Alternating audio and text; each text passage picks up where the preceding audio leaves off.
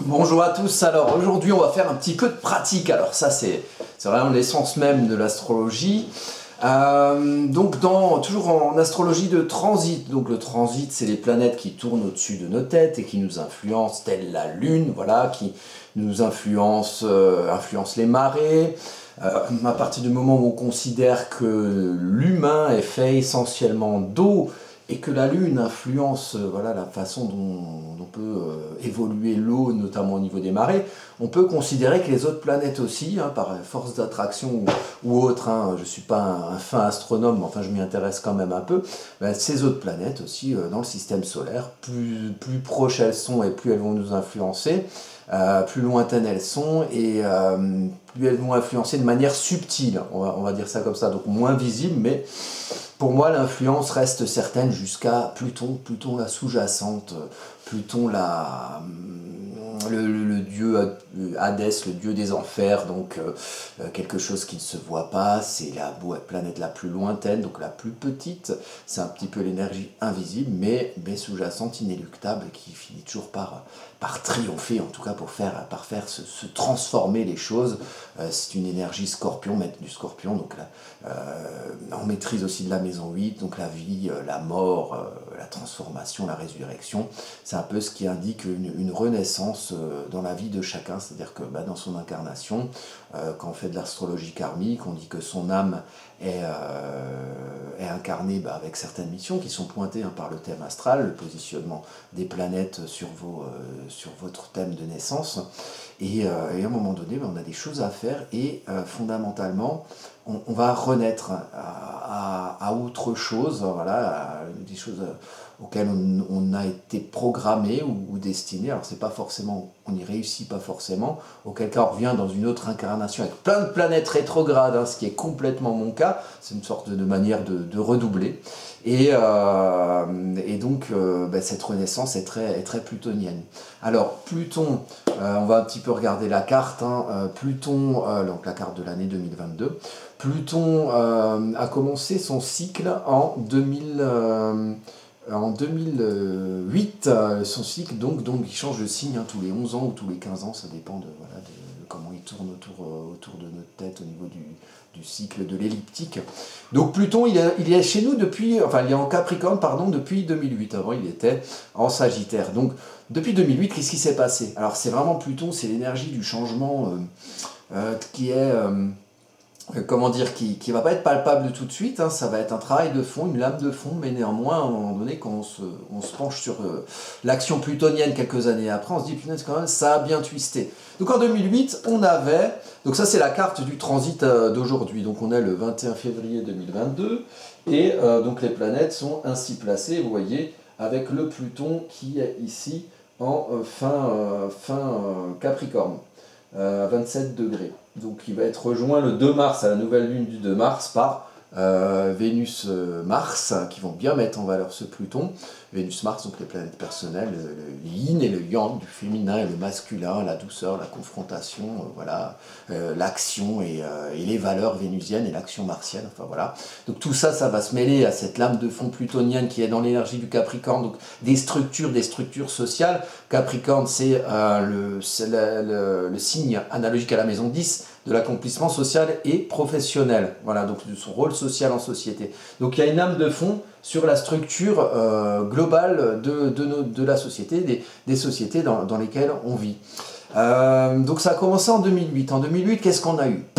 Crise des subprimes, crise économique, voilà, bien puissante, hein, elle a été bien masquée, on a bien mis des ronds, alors les États ont mis des ronds, donc les gens finalement, puisque l'État, normalement, c'est les gens, enfin voilà, on n'a plus trop conscience de ça, mais la vérité c'est ça, parce que les gens qui ont du pouvoir n'en ont que par les gens, tout seuls, hein, ils agitent leurs petits bras, ils font pipi caca comme tout le monde et ils ne sont pas très puissants. C'est nous qui leur conférons cette puissance, c'est nous qui leur donnons ce pouvoir. Sans nous, sans nous, les champs ne sont pas travaillés, les usines ne sont pas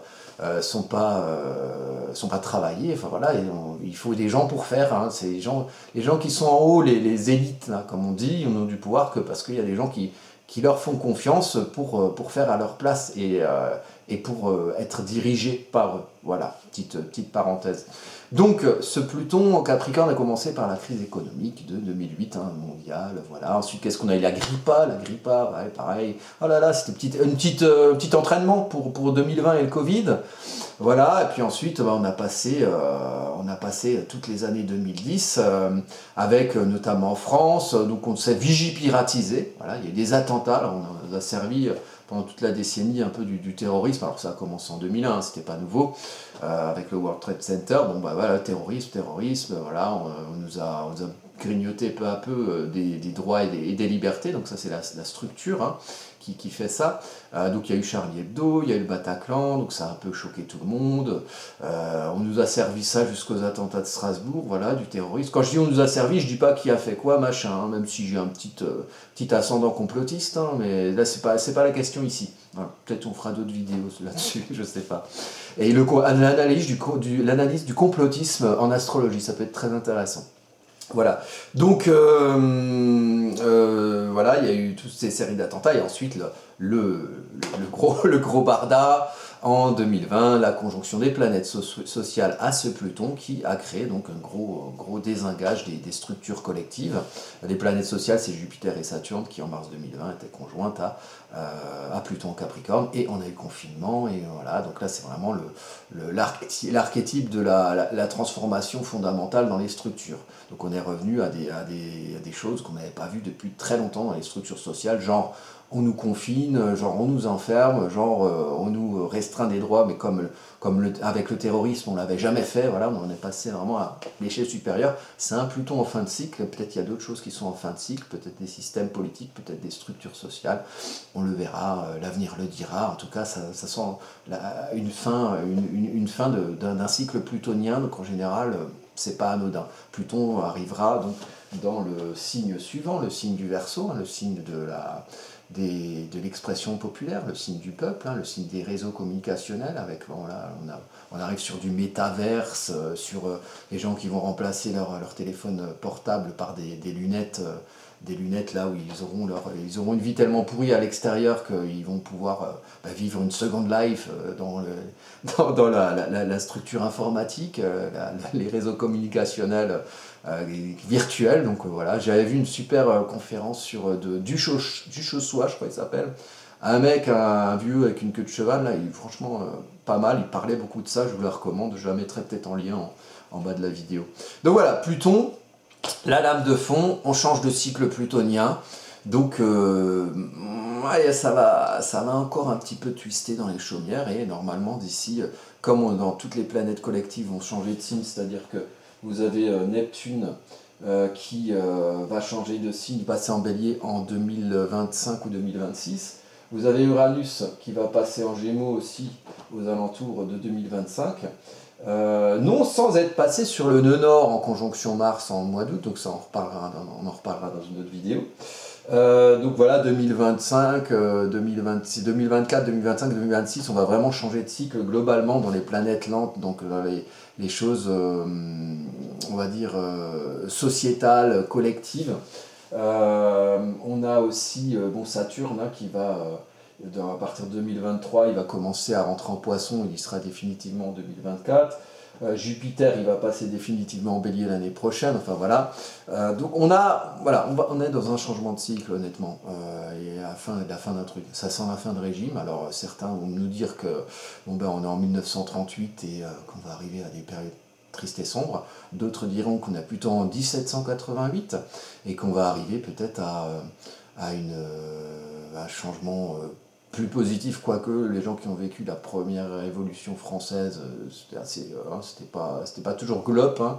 Il y avait des petits massacres, c'est quoi, même la guerre à un moment donné, donc c'est pas facile à vivre, mais non, c'est mieux vu, voilà, en France. Donc il faut savoir qu'en plus là on est dans une conjonction Neptune-Jupiter, on en a parlé dans une précédente vidéo, donc ça c'est un petit peu une énergie centrale du moment pendant des élections présidentielles, à savoir qu'en plus le thème de la 5e République française a été le thème natal, donc la 5e République française est née sous un cycle de conjonction Jupiter-Neptune. Et là, hop, reconjonction Jupiter-Neptune. Donc ça sent vraiment la fin de cycle.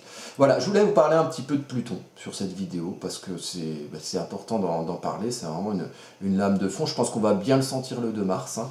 Donc le 2 mars, là on peut mettre le thème, comme ça on regarde comment on fait sur AstroThème. Donc sur AstroThème, vous avez, voilà, bon, ben, je veux aller 7 jours après, donc je continue, thème dans ce transit, vous allez voir, ça va bouger. Donc 7 jours après, on est le 21 février, donc je fais après, jusqu'à tomber à la nouvelle lune. S'il veut bien se bouger, le petit... j'ai fait 1 minute, effectivement, donc on va aller à 7 jours, hop, 7 jours après, 7 jours après on est le 28, c'est bien ça, 7 jours après on est le 7 mars, et ensuite on revient, donc on va aller de 24 heures en 24 heures, jusqu'à arriver au 2 mars, là vous voyez les planètes hein, qui bougent en même temps, et hop, et voilà, le 2 mars... alors on compte pas hein, les points d'angle, hein, parce que c'est par rapport à l'heure, à moins que vous comptez faire quelque chose de particulier. Quelle heure il est là à 11h48 ce jour-là. Et là vous voyez, vous avez donc Pluton en conjonction avec les 2 planètes personnelles. Donc là on va bien le sentir, le Pluton. Et si on regarde, il fait même un sextile avec Neptune. Donc encouragé par les aspirations collectives, en tout cas il y aura peut-être des transformations inhérentes à ce qu'on peut considérer comme les aspirations collectives qu'on a tout au fond de son océan émotionnel. Voilà. Donc, je vous dis à bientôt hein, pour de nouvelles vidéos. On va en faire plein, là. Ça va être super, ça va être génial. Hein. On va vraiment se collectiviser dans des aspirations neptuniennes là, tous ensemble. Et puis le monde sera merveilleux. Allez, à bientôt. Ciao, ciao.